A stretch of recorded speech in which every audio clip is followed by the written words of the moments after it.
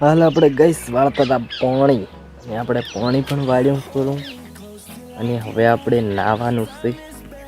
તો આપણે પાણી પણ ઠંડુ વધારાતું એટલે ઊનું થવા આપણે મૂકી દીધું છે. કડી પાણી ઊનું થાય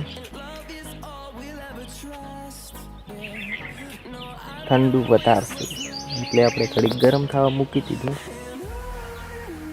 તો આપણે ગઈશ કરતા હતા રાયડું ને આપણી હાલત કેવી થઈ શું હતા. તો પહેલું તો આપણે નાહવું પડશે અને પહેલાં આપણે નાહવા પડે. હાલ આપણે બે સાસણ જમવા માટે જમવામાં છે બટાકાનું શાક અને બાજરીનો રોટલો ને શાક પણ છે. પહેલાં તો આપણે જમી લઈએ. તો ગાઈસ આપણે બાજરી તો મોટી થઈ ગઈ છે. હવે આપણે આમાં પાડવાનું છે પાણી.